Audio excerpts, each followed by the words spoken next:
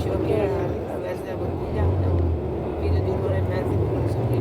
E alla fine viene benissimo. Sì, ma non ce la facevo. Me l'ha tolto lui.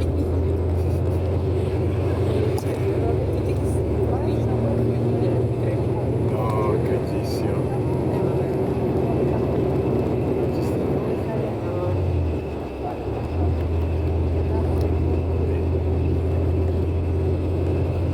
C'è qualcuno nella tua vita che non ne so. Era la mia laurea in stufa.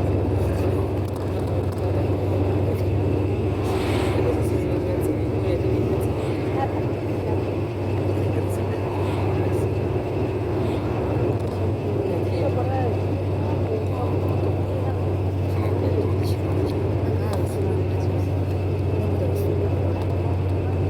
questi ultimi 3 anni qua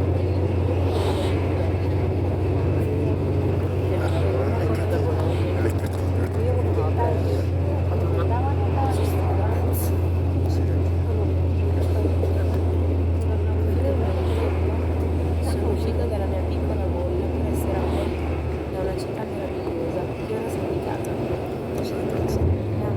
Accolta come una bambina impaurita e ora le lascio con la mia differenza. Posso leggere io? Quindi non mi ricordo questa è sempre un po' l'operatrice mi accolta come una bambina impaurita e ora la lascio come una ragazza cresciuta. Ragazza,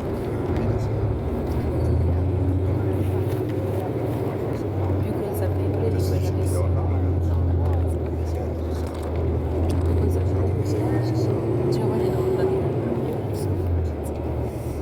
più consapevole di quella che sono e di cosa voglio. Sono stata completamente rapita dal calore di questa città e dalle persone che mi ha dato la possibilità di conoscere. Quando mi ha dato davvero tanto, ha fatto conoscere il sapore della libertà, della responsabilità, ma soprattutto mi ha dato la possibilità di circondarmi di un gruppo di persone meravigliose. Tutto questo non sarebbe stato possibile grazie ai miei genitori, senza i miei genitori, che da sempre mi hanno insegnato il valore dell'impegno e dello studio. Grazie a mamma e papà per avermi dato la possibilità di seguire la mia strada, standomi sempre accanto e sostenendomi lungo tutto il percorso.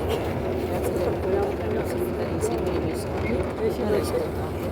Spero di avervi reso orgogliosi e di continuarlo a fare. Voglio ringraziare anche la mia sorellina Cristina, sei il mio esempio di vita e la mia guida. Ogni mio traguardo è anche tuo, perché da solo non saprei fare niente. Non so se concordo. Bravissimo, sei. Ti voglio un mondo di